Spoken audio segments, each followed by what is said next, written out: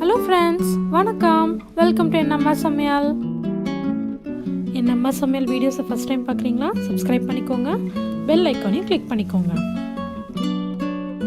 நம்ம வேர்க்கடலை வச்சு ஹெல்த்தியான ஸ்நாக்ஸ் எப்படின்னு பார்க்கலாம்.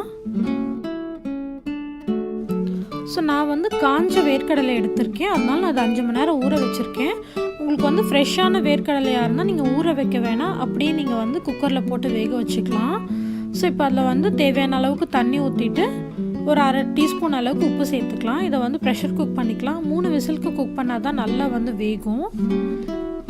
நீங்கள் கடலையை ஊற வைக்கலைன்னா நீங்கள் அது மொத்தமாக ஒரு 7 விசில் இல்லை 8 விசில் நீங்கள் வச்சு வேக வச்சிங்கன்னா கடலை சூப்பராக வெந்துடும். ஸோ இப்போ பார்த்தீங்களா, நல்ல விசிலெல்லாம் வந்துடுச்சு. இப்போ ப்ரெஷர் எல்லாம் ரிலீஸ் ஆகிடுச்சு. ஸோ அதுக்கப்புறம் தான் நான் ஓப்பன் பண்ணுறேன். ஒரு 10 நிமிஷம் ஆச்சு ப்ரெஷர் ரிலீஸ் ஆக. ஃபஸ்ட்டு மசாலா கடலை எப்படி பண்ணுறதுன்னு பார்க்கலாம். அதுக்கு 2 டேபிள் ஸ்பூன் வெள்ளரிக்காய் எடுத்திருக்கேன். அப்புறமா 2 டேபிள் ஸ்பூன் வெங்காயம். இது எல்லாமே நீங்கள் உங்கள் குவான்டிட்டி எவ்வளவோ அதுக்கேற்ற மாதிரி இன்க்ரீஸ் பண்ணிக்கோங்க. அப்புறம் கேரட் திருவுனது ஒரு 2 டேபிள் ஸ்பூன் சேர்த்துருக்கேன். 1 டேபிள் ஸ்பூன் எலுமிச்சம்பழம் ஜூஸ் சேர்த்தாச்சு. காரத்துக்கு 1 டீஸ்பூன் மிளகாத்தூள், அப்புறமா தேவையான அளவு உப்பு சேர்த்துக்கலாம். இப்போ மிளகுத்தூள் கொஞ்சமாக சேர்க்க போகிறோம், அது ஒரு 1/4 டீஸ்பூன் சேர்த்துக்கோங்க. ஸோ இப்போ நம்ம வேக வச்சுருந்தோம்ல அந்த கடலையை இதில் சேர்த்துக்கலாம். இப்போ ஸோ இதை நல்லா கலந்து விட்டுக்கலாம். ரொம்ப ஹெல்த்தியான ஸ்நாக்கு. நீங்கள் கடலை மட்டும் வேக வச்சுட்டா ரொம்ப குவிக்காக பண்ணிடலாம். ஸோ கடலையில் நிறைய ப்ரோட்டீன் அண்ட் ஃபைபர் இருக்குது. ஸோ அதனால் வெயிட் லாஸ்க்கு நல்லா ஹெல்ப் பண்ணும். அதே மாதிரி டெய்லி நம்ம டயட்டில் கொஞ்சமாக கடலை சேர்த்துக்கிறது ரொம்ப நல்லது. அப்புறம் நிறைய நியூட்ரியன்ஸ் இருக்குது இதில் ஃபோலேட் நிறைய இருக்குது. அதனால் நல்லது. ப்ரெக்னென்ட் விமன்ஸ்லாம் அது சாப்பிட்றது. அயன் நிறைய இருக்குது. கொஞ்சமாக கொத்தமல்லி இலை தூவி கிளறி விட்டோன்னா நம்மளோட மசாலா கடலை ரெடி. ஸோ அதுக்கப்புறம் இதே மாதிரி தான் இதில் பொரியும் கொஞ்சம் சேர்க்க போகிறோம்.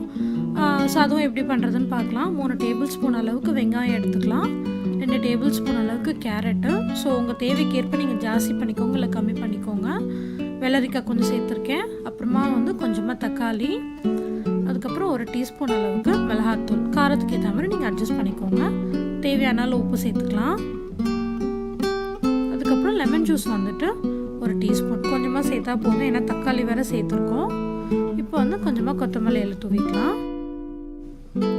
ஸோ இப்போ 1 கப் பொரி சேர்த்துக்கலாம். இது ஏற்கனவே இது வறுத்து வச்ச பொரி தான் இது. இல்லை நீங்கள் வறுக்காத பொரி கூட சேர்த்துக்கலாம், அதுவும் நல்லாயிருக்கும். இப்போ குக்டு பீனட் 1 கப் சேர்த்துருக்கோம். ஸோ நம்ம பீனட்ஸில் ஆன்டி ஏஜிங் ப்ராப்பர்ட்டிஸ் நிறைய இருக்குது. ஸோ நம்மளை எங்காவே வச்சுக்கோம் எப்போவுமே. ஸோ இந்த கடலில் இருக்க எண்ணெய் நம்மளோட பேட் கொலஸ்ட்ராலை குறைச்சி குட் கொலஸ்ட்ராலை இன்க்ரீஸ் பண்ணும். ஸோ அது நம்மளோட கொலஸ்ட்ராலை மெயின்டைன் பண்ணும். ஹெல்த்தி ஃபேட்டு தான் இதில் இருக்கிறது.